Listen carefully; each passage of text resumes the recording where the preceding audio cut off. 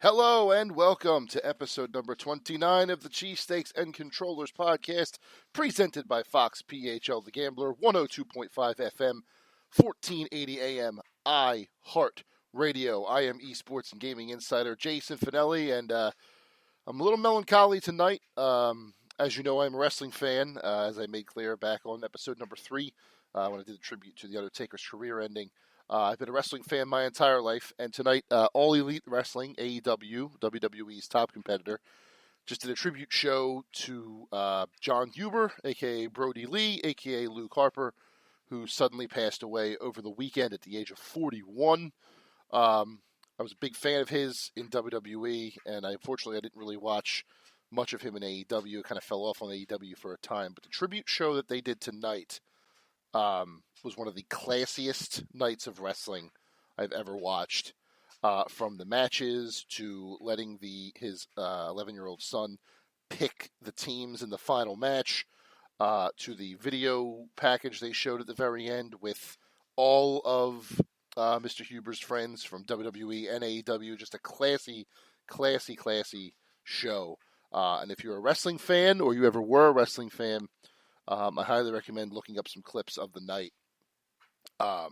It was awesome. It was a very, very nice tribute to a man who was obviously very well loved in every locker room he was ever in. If the tweets and the social media posts of support for him and his family are any indication, this guy was very well loved. And it will be a shame. It is a shame that his time on this earth ended the way that it did. And not that they'll ever hear it, but the best wishes and all of the sympathies in the world to his family. I hope they can move on soon and have some peace soon. I imagine there will never truly be moving on from something like this, but I hope that sometime in the near future that they can find some sort of peace and move on from this. But enough of the melancholy stuff that's happened. I watched that tonight. It was just fresh in my head, so thank you for obliging me. We do have a good show tonight. We're going to go over the year in esports, some big things that happened, some big storylines that I remember, that I thought up for the show tonight. I have an interview with a speedrunner, because Awesome Games Done Quick 2021 is this weekend, or this coming week, believe it or not. 2021 starting with a bang, and I'll go over some of the best speed runs to look up, to look forward to in the coming week at the end. So let's not waste any more time and get right into the 6 in 60 seconds. The 2019 Fortnite World Champion and local Pottsville, PA resident Booga has signed a 2-year extension with the Sentinels Esports organization. The Korean League of Legends League, LCK, or League Champions Korea, led all esports leagues in hours watched in 2020, logging over 136 million hours in combined watch time. Counter-Strike legend Christopher Get Right Allison has moved to Valorant after a decade-long career in CSGO. Chinese gaming executive Lin Qi of Yuzu dies at age 39, suspected of being poisoned. Arc System Works and Neopal announced Dungeon and Fighter Duel based on the widely popular MMO Dungeon Fighter Online. And finally, Cyberpunk 2077 investor has filed a class action lawsuit against the developer CD Projekt Red after the game's disastrous launch. Those are your 6 in 60 seconds. Yep, folks, a bit of a mixed bag for the 6 in 60 seconds this week. It is the last week of the year, so I did not expect too many major headlines, but Booga re-signing is very good, representing Pottsville, PA. The class action lawsuit being filed in the CD Projekt Red Cyberpunk 2077 kerfluffle. That will definitely be something to watch. And the Yuzu, the Chinese gaming executive, that is a very interesting story. Suspected of being poisoned by a fellow worker, age 39, a huge gaming executive for the Chinese company. That'll be one to keep an eye on as that develops as well. But so far, right now, we are going to start with 2020 in esports. I just want to go over, this is an esports show after all. Last week, I did my games of the year and all of that. This week, I want to focus a little bit on the esports events of the year before we wrap up things for 2020. And start by running down the champions of the major leagues that we cover here on Cheesesteaks and Controllers. First and foremost, the San Francisco Shock of the Overwatch League, pulling off the repeat, trying again for a three-peat in 2021. The Dallas Empire of the Call of Duty League, the first ever champions of the Call of Duty League. Damwon Gaming in League of Legends, the world champions from Korea. And finally, Wizards District Gaming of the NBA 2K League, which should have been, if you believe the preseason information, the 76ers Gaming Club. That's actually the first story I want to focus on this year, this week, and that's that the 76ers Gaming Club kind of dropped the ball this year. Did not live up to the lofty expectations that were expected of them after finishing as the runner-up in 2019. You could blame many things, which we will get into the big one, the obvious big one, later on. But they just did not live up to that potential and ended up falling out of the playoffs very early. Was not the year that they had expected for the team. They were expecting to bring home that NBA 2K League championship, and it did not happen. And I'm hoping that they can turn it around next year and figure out what they need to do in order to make that championship happen. In 2021, I'm already seeing emails that they have had their open tryouts. They're getting their team together.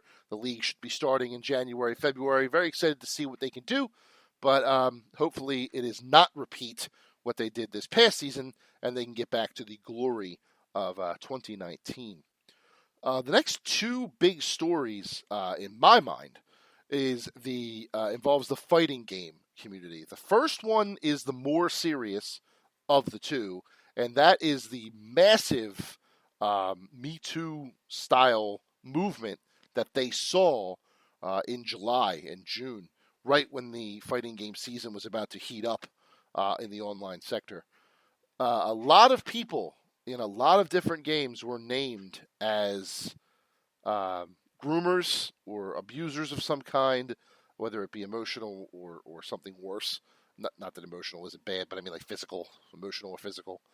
A lot of names that, particularly in the Smash Brothers community, not to single anyone out, but the Smash Brothers community in particular, saw a lot of their top level talent being named for some pretty heinous things.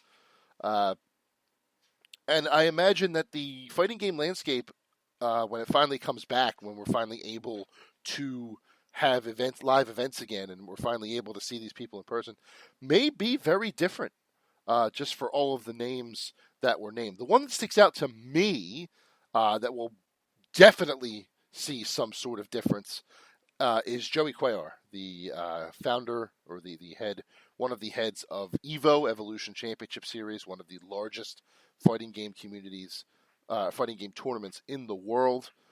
He was called out for doing some pretty gross stuff, to the point where EVO Online, which was scheduled to begin the Saturday after this drop. This news dropped on a Thursday. EVO Online was scheduled to start that Saturday, the first weekend in July, and it was completely canned, and with good reason, of course. But he completely cost EVO 2020, EVO Online, its time in the spotlight with the awful allegations that were brought against him. I hope we never see him again in the fighting game sector. I hope that the Cannon brothers, who are now in charge of EVO, can get their ducks in a row and get some new talent up there in the higher-ups and make EVO what it was in years past. EVO was easily one of the best esports events, fighting game tournaments in the world, whenever that would happen in July and August out there in Las Vegas. And it really, really pains me to hear that a massive event like that really had to make a lot of changes in a year where there were already changes being made for it. And I mean, I guess if there's going to be a year where you have a massive culling, it might as well be in a quote unquote off year, so you can clean house, get everything in line, get everyone up to speed, get rid of all the negativity and the gross behavior, and then in 2021 or 2022, when they decide to come back stronger than ever with a leadership that can be depended on and trusted to act in a professional manner, and hopefully they'll be stronger for it. I very, very much hope that I can tune in to EVO 2021 in August, which will require A, EVO getting its ducks in a row, and B, the vaccines of the coronavirus, COVID-19, being issued enough that we can declare an all clear, which I don't know when that happens, but we will see. But if this awful time means a stronger EVO, then I'm all about it. But more to the point of fighting games, it's the games themselves, not the events, the games themselves. The other topic I want to talk about is the fact that the online issues that have bewitched fighting games for years finally cost them in the long run. Fighting games, more than any other genre, I would say, are very, very dependent on a strong connection, whether it be the person sitting right next to you, the strongest connection there is, or a strong internet connection through LAN or Ethernet or Wi-Fi if you're a crazy person like me in some cases. Because it's so precise. The button presses are so precise. The movements are so precise. We're talking games that utilize data that takes into account 1/60th of a second of movement. So to say that these games are precise is really kind of not doing it enough justice. That word's doing a lot of heavy lifting, the word precise. But fighting games online have been putrid for a very long time, even though there has been technology, the rollback technology, that could alleviate all of this. For whatever reason, fighting game companies were lenient, or hesitant, in using this technology. And this year, it came back to bite them big time. We saw some fighting game tournaments get completely canceled for many reasons. We saw online tournaments being tried, but not quite being the same, not quite being up to snuff, both because of the weird connections in some cases or the lack of a live crowd really getting people hyped up in others. The Nintendo Big House kerfluffle from back in November was caused by trying to put an online modification into Super Smash Bros. Melee, which does not already have online. That obviously could have been avoided by the tournament being in person, in-house. So that's an unintended consequence. And the fact that a lot of games had to do their own thing, like Mortal Kombat did the Competition Cup. We're in that right now. Capcom Cup 2020 is going to happen in February. Dragon Ball FighterZ did a whole national championship thing. It really stinks that fighting games couldn't get it together in a year where esports thrived elsewhere. League of Legends record viewership, which we'll get to.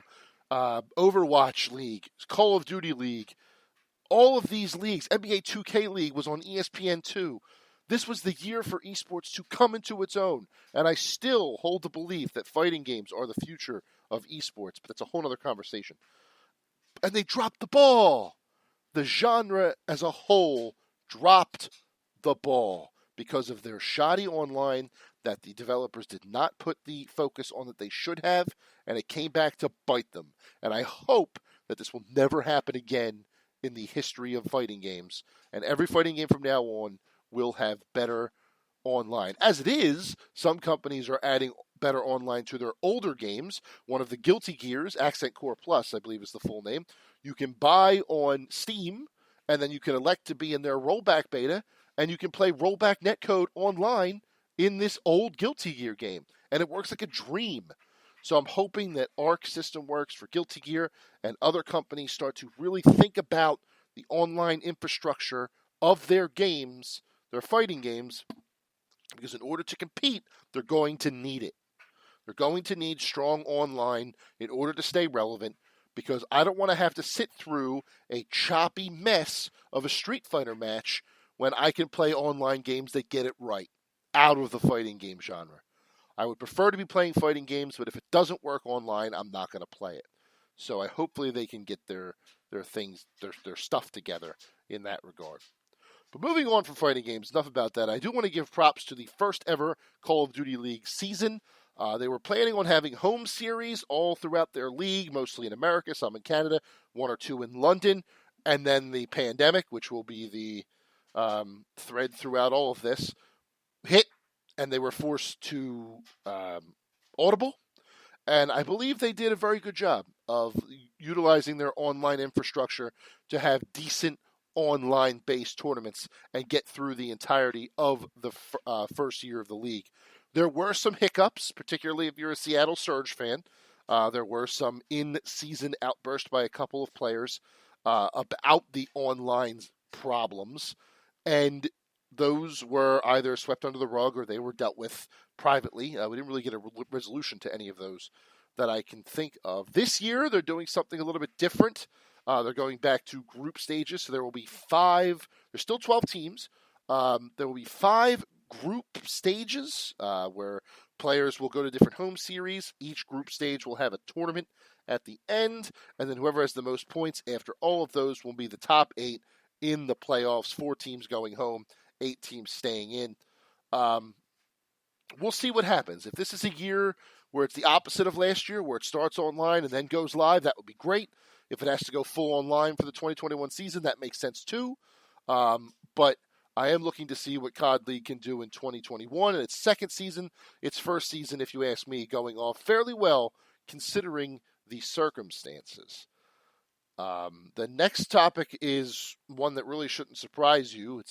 It's only the most prolific esport around, and that's League of Legends continuing its absolute dominance of the esports arena in 2020. Despite being mostly online, like the other ones because of the pandemic, still showed strong numbers. As I mentioned in the 6 and 60, the Korean-specific league has over 136 million hours combined watch time of all of its matches in 2020. That is absurd. The League of Legends World Championships in Shanghai went off without a hitch. It was cool seeing teams in a stadium, even if that stadium wasn't completely full, playing across from each other on a set the way it should be. Overwatch League tried a bit of an online set. It was kind of weird. It wasn't quite as effective as the League of Legends set was, if you ask me, but it was worth the attempt for sure. But there's no stopping League of Legends. Now is the time, if you are not a League fan, now is the time to get in, figure out the game, and figure out a team, especially if you're up here in North America, because that game just gets better and better every single year. The action is great and easier to follow than I thought. Still takes some getting used to and some information digging and stuff like that. But it's a fun game, and one that I highly recommend that you get into now, because it's not going anywhere. It's going to be the FIFA of esports for a long time. It's the current leader. It's the industry standard. And anyone who's looking to make an esports league now needs only to look at that game and its longevity for inspiration. And then finally, the biggest story of the year for the esports in this podcast is the Fusion, and that's no surprise. The Fusion is the biggest team for us here at Cheesesteaks and Controllers, considering they're a Philadelphia-based esports team. And honestly, they had a heck of a year. They tore through the regular season, only 2 losses the entire time. When the pandemic shifted the focus of the seasons to online tournaments, online mini tournaments before playoffs, they performed admirably, getting to the semifinals in all 3 and the finals of 2 of them, but they just couldn't win the big one, which was a theme throughout the entire season, unfortunately. They lost in the finals of the Summer Showdown. They lost in the semifinals of the May Melee and the Countdown Cup. They lost in the finals of the North American winners finals, so they weren't able to be the first seed coming out of North America, but they did get in still as a 2 seed, and then they went completely winless in the grand finals in Korea and came home 4th out of 4 in that Final Four. So what do we do now? What do we look forward to in 2021 with the Fusion? They've made some roster changes, but I don't think they're quite done yet. They've brought in Mano from NYXL, a main tank who's going to be a big part of this team in 2021. We don't know when the season is starting. I'm thinking April, but they have not released any dates on that yet. They have released the structure, which will be the online tournaments that we saw in May, July, and August leading up, but just have them all season long. And then we'll have our Overwatch League playoffs and grand finals, and we'll see what happens there. 2020 was a great year for esports, one of the best years it's ever had, thanks in part to the unfortunate pandemic. It's weird to say thanks to a pandemic, but in esports case, with its increased viewership and increased interest, the pandemic obviously played a part in that. Where it goes now in 2021 and beyond, once the pandemic is over and regular life, quote unquote, starts to begin again, who knows? Sky is the limit there. But I am interested to see what happens in 2021. Looking forward to a Fusion win in the grand finals. They have the team to do it. They have the brand new coach to get them there. Very much looking forward to that.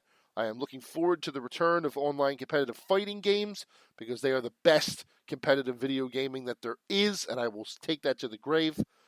And I'm hoping that the 76ers Gaming Club can turn it around and have a good year in 2021. Get back to the 2019 prowess that they showed 1 year ago. So those are your esports stories coming out of 2020. Looking forward to 2021. And keep watching esports. Keep supporting esports. Even when real life begins again, whenever that is, and real sports are on. Don't forget the esports because it's a huge growing industry and one that we all need to keep an eye on and keep interest in because competitive video games deserve to be on the playing level of the big four, if you ask me. They're just as difficult to learn and get into and succeed at as the big four sports. They may not be as physical. That I agree with. Obviously, it's hard not to. But the mental fortitude it takes to be a pro at this level in a league like Overwatch League or Call of Duty League is hard to describe.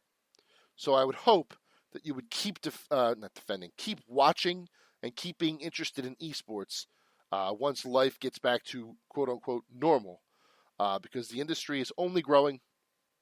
And things are just going to keep coming, bigger events, and more fun for all of us to watch and maybe play, depending on the event. So there it is. There's your esports for the year 2020.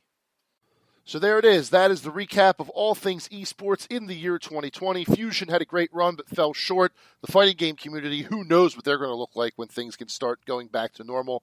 And Call of Duty League had a successful first year. We'll see if that can continue in 2021. But now I want to shift gears a little bit because if you'll believe it, there's already a big-time gaming event to talk about in the first week of January 2021, and that is Awesome Games Done Quick 2021. As I have said many times on the show, the Games Done Quick charity marathons are some of my favorite events of the year.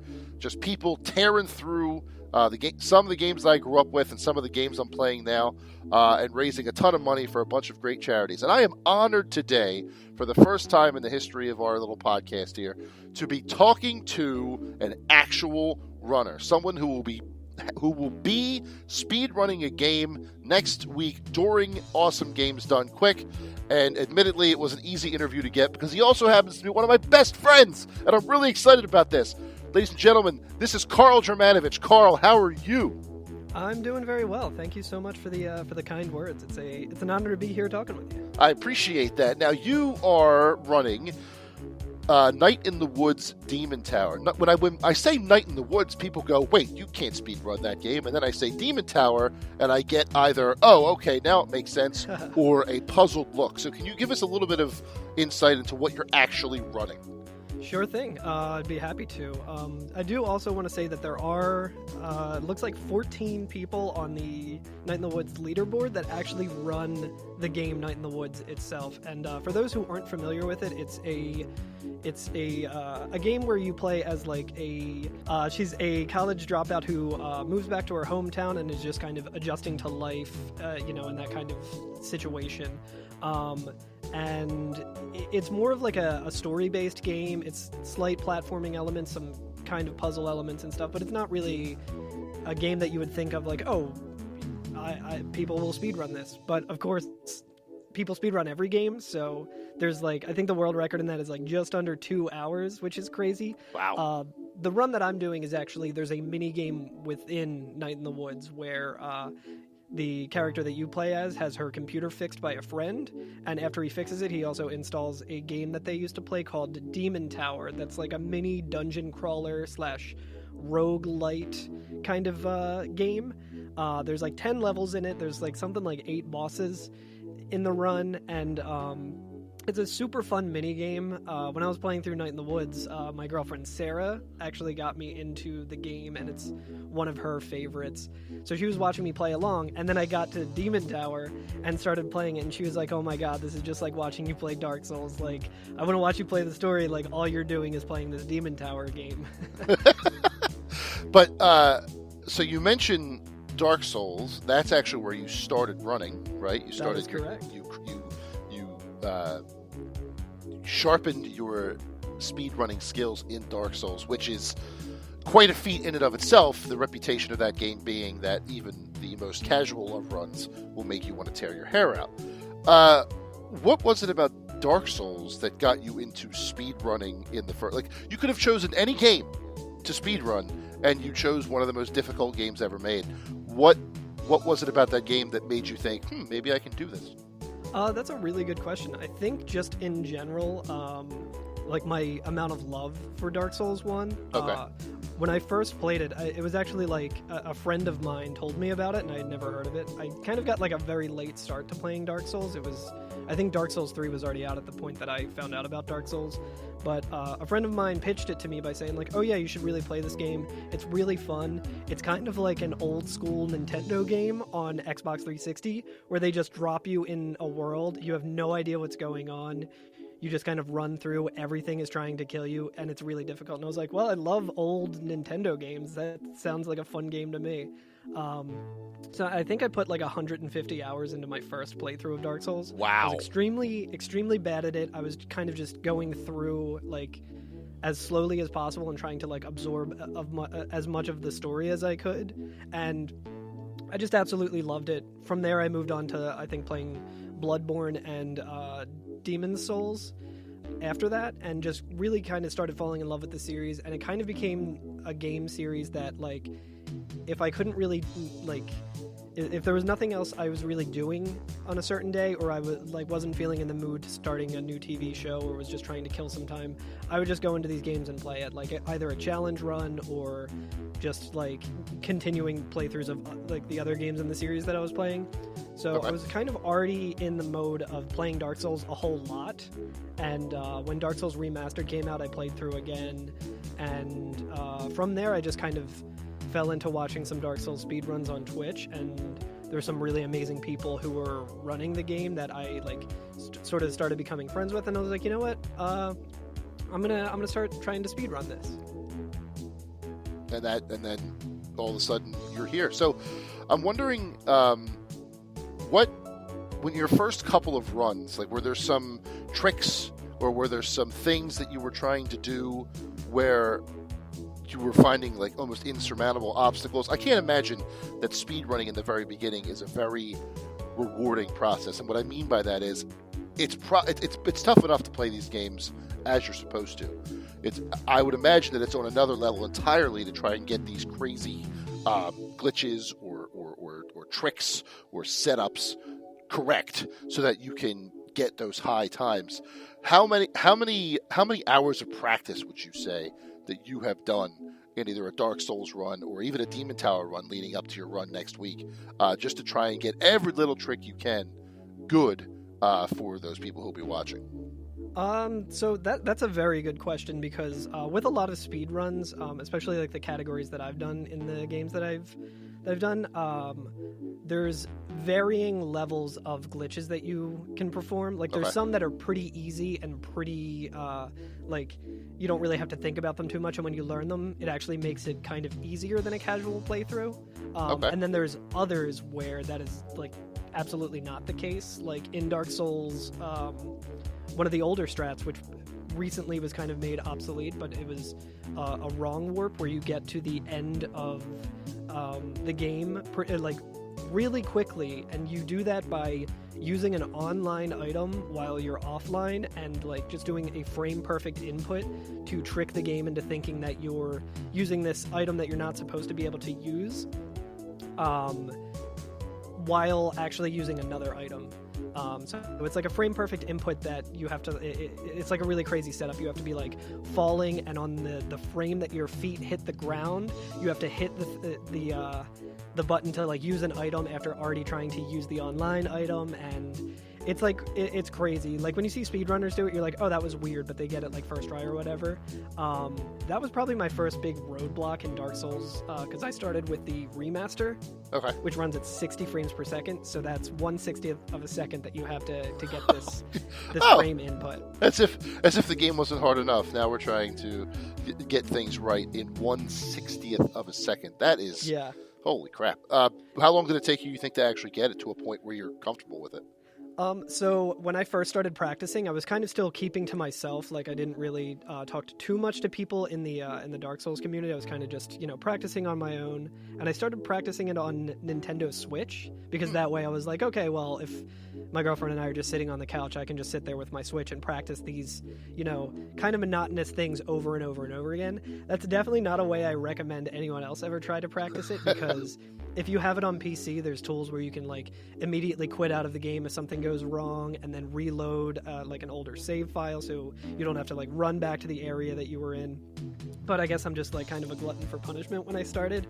But interestingly, that one trick, which is pretty much like the entire run was based around getting to that point, it's not possible on the Switch, and I didn't realize that, so I was just trying it, and I was like reading the guides, and I was like, okay, this is just it's 1/60th of a second, it makes sense that I can't do it. And then like I found out that the Switch runs at 30 FPS, and I was like, oh, okay, so it should presumably be easier, so I'm just not cut out for this kind of thing. I just can't really pull off this glitch. And then I like was talking to someone in the Speed Souls community, and they were like, oh no, that doesn't work on Switch. And I was like, what? And I tried it on my PS4, and I got it literally first try. Oh wow, so there you go. Yeah. you were just in the wrong right place, wrong environment, wrong space. Yeah. So and there's a couple things like that too with speedrunning, where like if anyone's ever interested in doing speedrunning, I would just encourage, like, don't be shy and actually ask people for help, because it'll like most people who speedrun love to speedrun to the point where they dedicate like hours upon hours of their life to it. So if someone else shows the slightest interest in that, they're gonna want to talk to you about it. Sure. So like it's always easy to kind of fall into the mentality of like, oh no, this is a stupid question, or I feel like a noob or whatever, and you're like, I don't want to embarrass myself by asking it.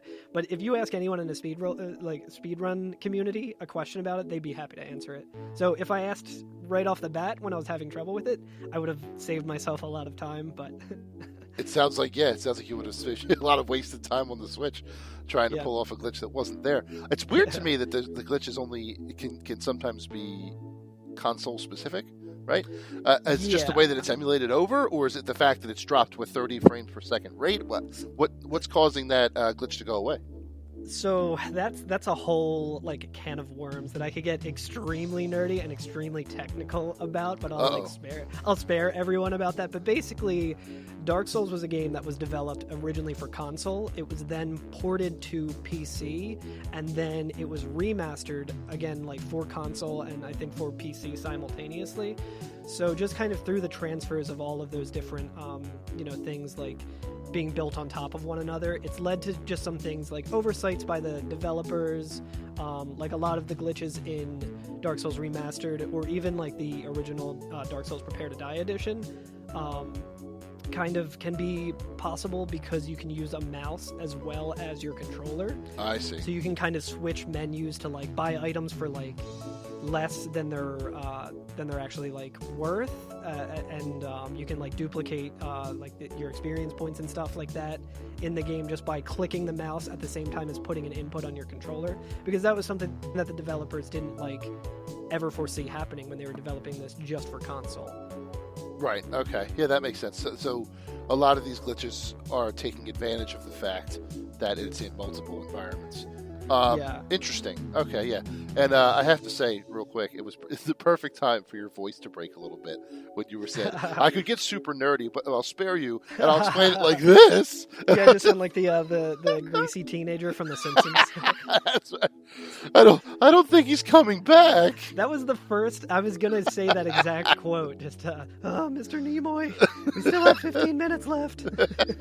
Keep watching the ski. Oh, see, I was afraid of this. If either of us mentioned The Simpsons, this interview was going to turn into a 20-minute quote riff. Yep. So let's. Have you ever sped run the Simpsons arcade game? No, but I know that is a speedrun. I think it is. Someone last year's GDQ did it. Yeah, last year's GDQ. I remember watching it and just being blown away by how efficient they were playing a game that routinely kicked my butt as a kid. But to get back to GDQ, it was a good segue, by the way. Appreciate that. It's like you have your own podcast, which we'll get into. Almost. So talk me through the GDQ, or at least what you're allowed to talk about. I don't know what you're allowed to talk about. The approval process. So this was the first time you have ever applied to be part of GDQ. I know you've watched it for years. Every week, every marathon turns into a, hey, watch this run text group text session where we're just sharing different runs and all the different things that are going on. But this year you finally decided to take the plunge. How did that go? Or how did you go about it? And when did you find out that you would be part of the show this year? Yeah, so basically what happened was, obviously, like, I've talked a lot about Dark Souls, even though that's not the game that I'm running at GDQ. That's just kind of my main speedrun game. And the reason I started running Demon Tower is there was a charity marathon coming up that was presented by the Speed Souls community, which is pretty much like everyone who is like the top runners of Dark Souls, just all the different Dark Souls games, people who have been speedrunning for years and years and years. And I was like, oh, I really want to be a part of this because I really like this community. I have a lot of friends in it, but I don't want to submit like my kind of crappy Dark Souls runs when like everyone else in the community is also submitting that. So I was like, okay, well, this Demon Tower game looks like it's something that can be that you can speed run. At the time of me starting it, I think there was only like 12 people on the leaderboard, 11 or 12. So I'm like, okay, no one really speed runs this game anymore. It's very similar to Dark Souls. I'm going to learn this speed run and submit that. And I mentioned that to a friend of mine, Ashwin, who's actually going to be doing commentary for my run at GDQ. Oh, cool. I was just like, oh yeah, I have an idea. I think she's also like a part of like the staff at the Speed Souls organization, and I like just mentioned it to her, and she's a big fan of the game as well, and she was just like, cool, so we're racing this? And I was like, what? Oh. And she's like, yeah, I want to submit this and we should race it. And I was like, hell yeah, let's oh, sorry, I don't know if we can curse on the podcast or not, so I apologize if I hell yeah, I did, but I was like, okay. But I was like, heck yeah, like absolutely. So we kind of started running it at the same time, and bouncing strategies off of each other, and since I kind of put all this work into getting the speed run down for that event, which happened in November, I believe, I was like, okay, well, I already have a video that I can use to submit to the Speed Souls charity. I might as well. It was like the last day of submissions for GDQ. I'm like, I'm not going to get in, but eventually I'm hoping that I have like a game that I can speedrun enough to get to GDQ. Sure. I was like, I'll get my first one out of the way. It'll get denied. Not that big of a deal, not too much invested in it. I just submitted it like with that thing. It was just go to their website when their submissions were open, provide the video, give a brief description of why you think it would be a good fit for the marathon, that kind of thing. So I submitted it because I was like, yeah, I put enough time into this that I could pull this off during GDQ. Sure. Whatever. And then on Halloween night, my Discord was kind of just blowing up with like notifications from people, and like Ashwin actually like messaged me first on Halloween and was just like, "Oh my God, Karl," or something, and I was just like, "Hello." Like I just responded like I hadn't even seen the news or anything. I was just like, "Hello," and she was like, "Why are you so calm?" I'm like, "What are you talking about?" And then like I checked in one of the Discords that we're in together, and someone was like, "Hey, Karl got into GDQ," and everyone was going nuts, and I was like, "Oh my God!" And So I they like, didn't tell you previously. yeah, so the way it works is when you submit, it's just kind of just, keep an eye out for the schedule because there's so many different like moving pieces with GDQ. There's so many Sure. different runners, so many different things. Like, and I'm sure they probably sent it in an email or something, but it was at a point in the day where I wasn't checking my emails. So it's not like they reach out directly to you and you're like, hey, we approved your run. It's, you submit for it. So you're pretty much like waiting to hear. I guess it's kind of like if you like audition for a play or whatever, and the call sheet is up on the. Oh, okay, yeah, that actually makes a lot of sense. Yes, it Yeah. would be the equivalent to the cast list going up for a show. That is, Yeah. 100%. I had not thought of it that way. I figured that maybe they would like say, "Hey, get ready for this announcement. If you want to have a tweet ready, we're going to put it out here." But no, the cast list idea makes a lot more sense. That had to be cool. Based on what you just described, I imagine that your reaction was first, "Wait, really?" and then second, "Oh, cool." Like, when did it sink in that you were going to be part of GDQ? It was more so that like one of my friends from the Speed Souls community posted it in Ashwin's Discord and was like, "Hey, Karl, like congratulations" or something. And he was a Dark Souls runner at a previous GDQ. That's Regal, and I saw that and I was just like, the initial thing was kind of like shock, and then after that it was like terror. Like, Because oh again, no. when I submitted this, I was like, it's not going to get in, but I would like to at least like, like start the process of trying to put my foot in the door to get a run into GDQ. So that way I'm kind of just on their radar. And then when I like get better at Dark Souls or Demon Souls or whatever, like down the road, I can maybe, submit that and get it in.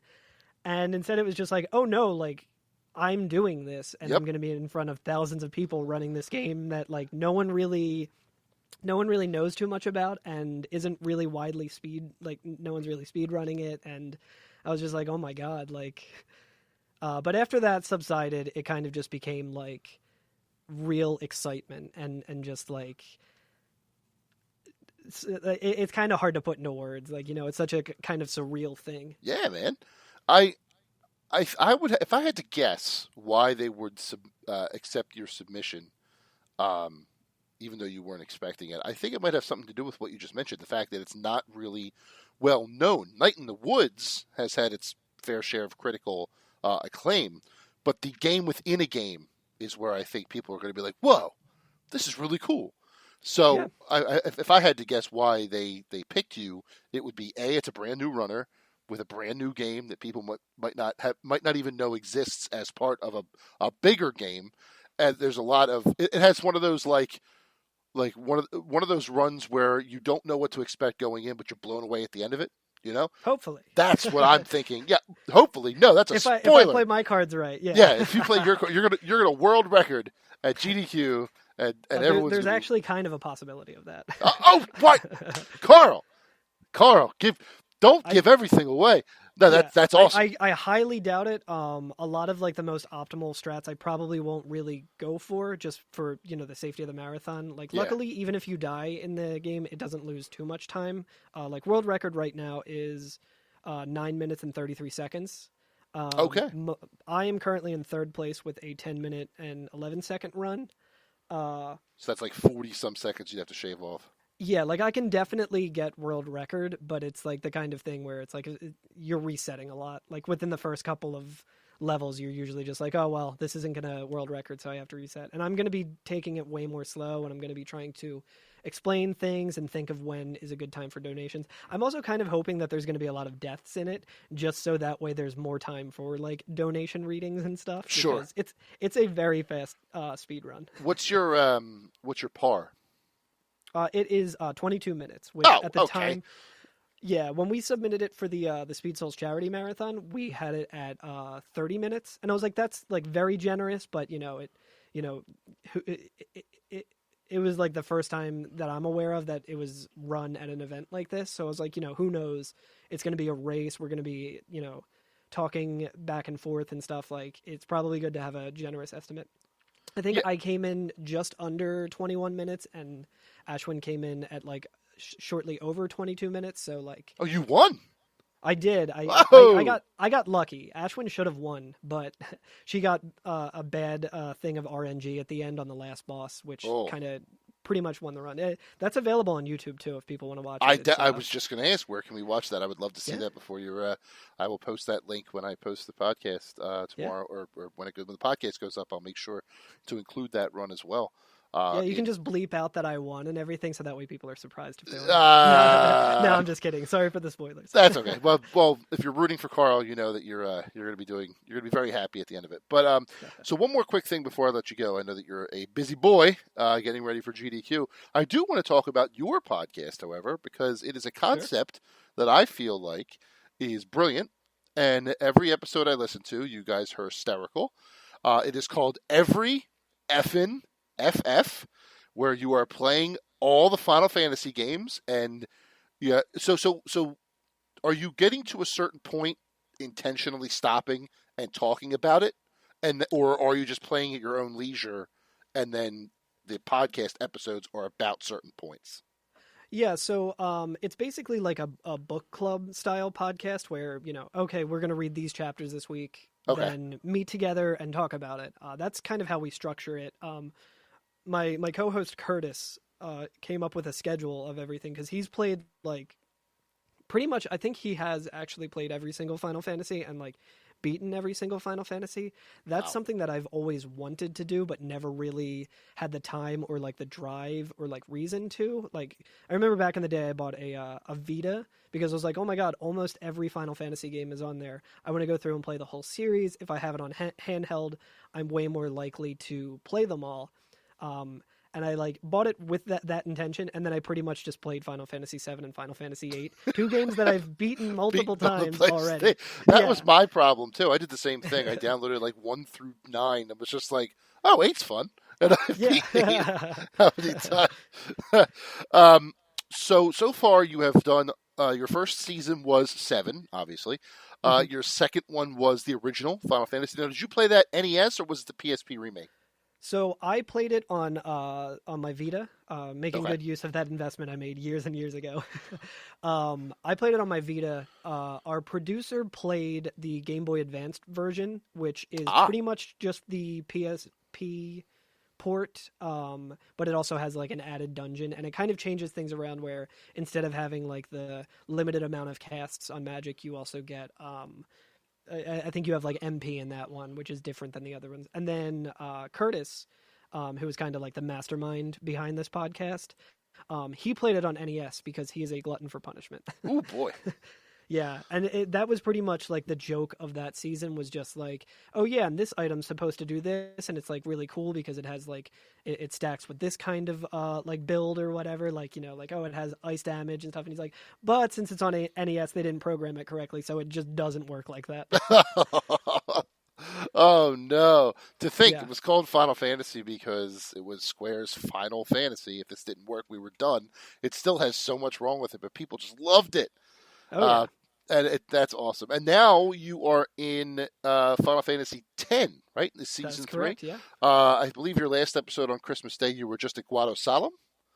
That is a good question. I know we're also kind of ahead on the podcast, so I think that sounds about right, though. Okay, so what?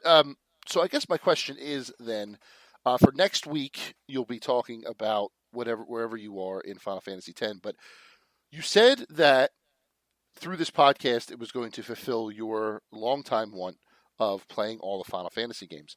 Is there one in particular that you have not played before that you are really excited to play and give the book club treatment through the show? Yeah. I will say Final Fantasy VIII I'm really excited about, but that was also the first one I played. So it's not really an answer to your question, but if you listen to my podcast or you find it like interesting and want to listen to it, just full disclosure, most of the episodes we talk about how good Final Fantasy VIII is, which is kind of like not a take that most people have, No, but we we are love we are but a heroic stuff. few. Yeah, exactly. But one that I've never played, which is like people are probably going to be like, "Well, I'm not listening to his podcast because he's never played this one." Like, what does he know? And I would understand that. Final Fantasy VI. I knew you were going I've to say never that. actually played it. Yeah, you know what? No one's going to listen to this podcast either because neither have I. But yeah, that is as soon as you started saying no one's going to listen to the podcast, I knew that's what you were going to say. And honestly, I do want to play that. I do. I really, really do. But I don't know. They're long games. It's hard to like just mentally get into the state of like. I mean, this was the case for me at least. It's hard to get into the state of being like, oh yeah, I'm gonna start this like 40-hour game.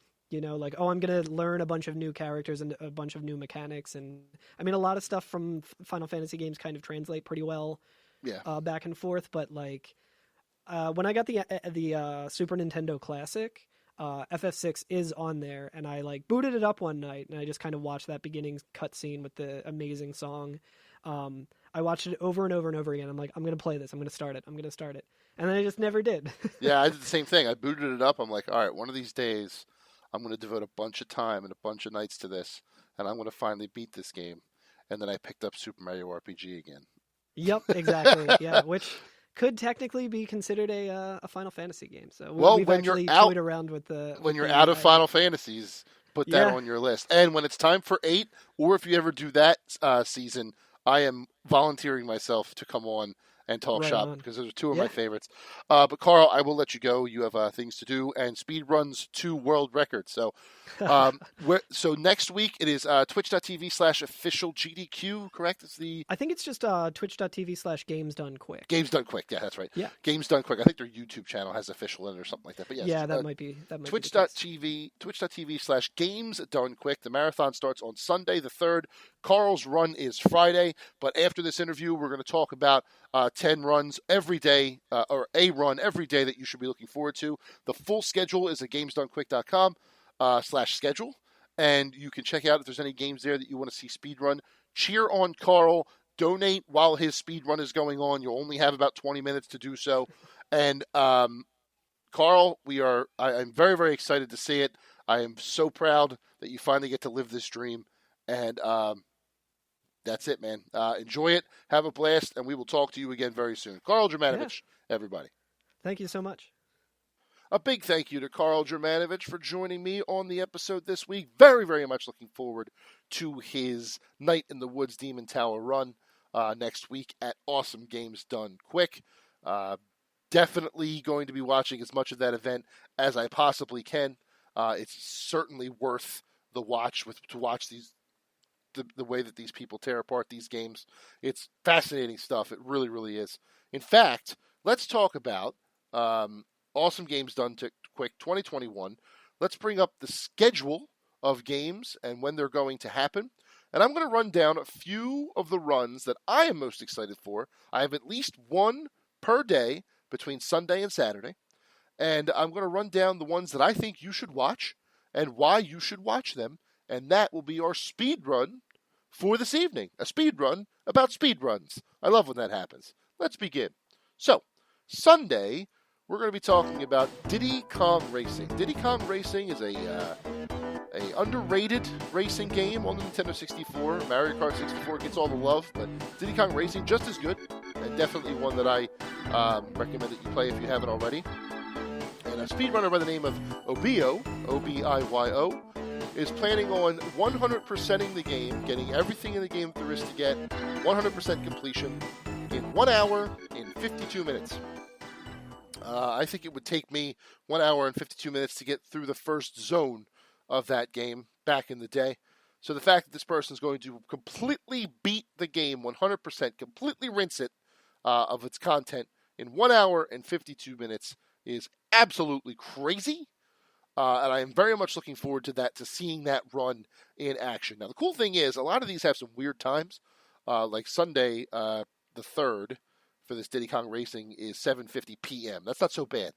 But the next one I'm going to talk about, Metal Gear Solid 4, Guns of the Patriots, a runner by the name of Jaguar King is going to be beating the Boss Extreme difficulty, the hardest difficulty in Metal Gear Solid 4. He's going to be getting through the entire game in 2 hours and 5 minutes. That is not a lot of time for a very, very difficult difficulty and game. And they're going to do it in 2 hours and 5 minutes, but at 2:25 a.m. Eastern Time. There is a YouTube channel for Games Done Quick that you can watch to get the replays of the runs. So you definitely watch these runs later. If you're not up at 2:25 on Monday the 4th to watch this Metal Gear Solid run, I highly recommend that you look up the video on demand afterward, because that will be definitely worth your time. And you won't have to watch any cutscenes, because 2 hours and 5 minutes, all the cutscenes in that game are longer than that combined. So they're not going to be watching any cutscenes. You'll just see the action in the game, 2 hours and 5 minutes. For Tuesday, we have another 100% run. They're going to be 100%ing this game. But this is one that I have a feeling will be one of the top runs of the entire week. And that is a man named Edzan running Metroid Prime on the GameCube, a classic Metroid game on the GameCube. Another 100% completion, getting everything in the game in 1 hour and 55 minutes, which is not a lot of time. That is a big, big game. So I am very much interested to see how that's going to happen, how Edzan plans to get 100% in Metroid Prime in such a big game in such a short time. I can only imagine the glitches that they found, or the skips that they found, the kind of technology that they find in this is amazing. If you've never seen a speedrun marathon like this before, some of the stuff that they do is just insane, and I'm very much looking forward to seeing how they tear apart Metroid Prime. Another one I'm looking forward to, this is Wednesdays at 7:50 a.m., so while you're drinking your coffee, on Wednesday morning, was it the 6th? Yes, Wednesday the 6th, is Golden Sun, a classic JRPG on Game Boy Advance, made by Nintendo themselves. A runner named Plexa is going to be running this game in 4 hours and 4 minutes. This is a any percent no save and quit run, which means they don't have to get 100%. Any percent means you just finish it how you finish it. But there will be no saving and quitting, which there are a few skips and other technology that people use the save and quit feature in order to implement. This will not have that. This will be a straight run of Golden Sun as intended in 4 hours and 4 minutes. And that is not a lot of time for a 20 to 25 hour RPG. So I am very much looking forward to seeing how they get their skips in that game as well. Now, this one is interesting. This is Thursday's entry, one of Thursday's entries. I think I have multiple for Thursday. No, I don't. This is it. Although technically it is multiple entries. So every year at Awesome Games Done Quick, Games Done Quick does multiple marathons. They do Awesome Games, they do Summer Games, they do GDQ Plus at TwitchCon when that in a normal situation. But every year at Awesome Games Done Quick, the first marathon of the year, they do a group of games that are notoriously bad. There are games that people that are considered some of the worst games ever made, just bad games all around. And they call it Awful Games Done Quick. And it's usually one of the funniest, most unintentionally hilarious blocks of the week. And this week kicks off Thursday, January 7th. There is a bonus game. So if they raise enough money to unlock the game, it'll be Zelda the Wand of Gamelon, an infamously bad Zelda game on the CDI, the Philips CDI, a short-lived gaming console in the 90s. And then there are games like Epic Dumpster Bear 2, which I've never even heard of, Alcatraz Prison Escape, Snow White in Happily Ever After. Just some weird games in this block that are just as good for a laugh as they are for interesting tech. So that actually starts after midnight on Thursday the 7th, way in the beginning of the day. So that might be another one that here in Philly we need to catch the videos on demand for. But definitely do it. Definitely figure it out, because those runs are amazing. They're just so damn funny. I would be remiss if I did not mention that Karl's run, Night in the Woods Demon Tower, that we just spoke about, is Friday, currently at 6:46 a.m. in his 22-minute par to get through the game as fast as he can. It isn't any percent, so he doesn't have to do 100%, which is good for him. And that's the one I'm obviously looking forward to the most. Is my guy going to go in there and kick some butt and represent at Night in the Woods Demon Tower? So I'm looking forward to that one. But also on Friday, I would like to watch the Super Mario 64 run. So Super Mario 64, obviously, is a classic Nintendo 64 game. This runner named Bubzia is planning on doing the 16-star run. So 16 stars implements a few glitches and skips where you can skip things that you shouldn't have access to until later in the game. The thing about this is, Bubsy is going to do it blindfolded. He's going to do the entire 16-star run wearing a blindfold. And blindfolded runs at these events are some of the best events of the week. If you go back and look at a runner named Zach Allard is his full name, did a run of Punch-Out, Mike Tyson's Punch-Out, where he beat the entire game completely blindfolded. And it was amazing. It was one of the craziest things I've ever seen. So make sure that at 7:32 p.m. on Friday, if you're not doing anything, if you're not hanging out or zooming with anybody or anything like that, check out the blindfolded run of Super Mario 64. I'm guessing it'll blow your mind. I'm very much looking forward to have my mind blown. So 3 more runs that I'd like to talk about. All of these are the last day on Saturday. This first one, I guess, is not really a quote-unquote run. It's more of a showcase. But they will be showing off Beat Saber, an excellent DDR-style game in VR. So instead of stomping on arrows like you would in DDR, you're using the VR controllers to slash blocks and move around in a little arena scenario while songs are playing. They're going to give us an Expert Plus showcase on Saturday the 9th at 2:54 p.m. currently scheduled, so that'll be fun to watch. Also looking forward to the Battle Showcase in Super Mario 35. Super Mario Bros. 35 is a free download on the Switch right now, commemorating the 35th anniversary of Super Mario. And it's basically 35 people playing Super Mario Bros. Until there's only one left remain living. Very, very fun game, but they're going to dedicate an hour and a half to battles in this game with some of the best Mario speedrunners in the community. And then finally, the final one that I'm most excited for is a game called Super Orb Bros. Now, Super Orb Bros is not a real game. It is a modded game. It is a ROM hack, as they call it, a customized Mario game. But GDQ has shown customized Mario games before. They have shown them a lot, and they are always fascinating. It's customized ROM hacks like this that inspired the Mario Maker games, the make-your-own Mario adventures. And these are always, always amazing to watch. Just the crazy things that these people can do in speedrunning these modified Super Mario games. A runner named Mitch Flowerpower, who is one of the best in these runs, is taking on Super Orb Bros, and that is going to be a great way to round out the end of the event. There are some games after it. There is a Pokemon Blue Catch 'em All in less than 2 hours challenge, and a Legend of Zelda Ocarina of Time All Dungeons in 50 minutes is the final scheduled run of the week. But take a look at the list, gamesdonequick.com/schedule.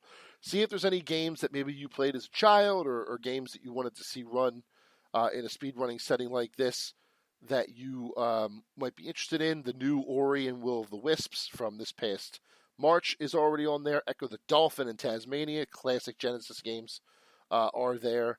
Star Tropics on the NES is there. Turok is there. There's a Skyrim main quest speedrun in an hour and a half that could be really cool. The list goes on and on.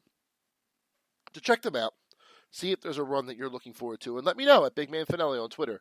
I'd like to know what runs I should be paying attention to if I'm not, besides the ones I have already mentioned in this segment. So with that, that is the end of episode 29 of the Cheesesteaks and Controllers podcast. I want to give a happy and healthy Happy New Year to everyone listening to this. Thank you, as always, for supporting us in the year 2020. Hope you continue to support us in the year 2021. We very much appreciate it. Hope your Christmas was good. Hope you had a great holiday, and I hope you have a happy, happy, happy New Year. Here's to 2021. It's been a long time coming, but dang it, we earned it. So go out there and make 2021 the best year of your life. And I will be here every week to give you the best and brightest in the world of esports and video games. For episode 29 of the Cheesesteaks and Controllers podcast, this is esports and gaming insider Jason Fanelli, and this show is hosted by Fox PHL The Gambler, 102.5 FM Philadelphia, 1480 AM Philadelphia, and iHeart Radio. Until next week, thank you and good night.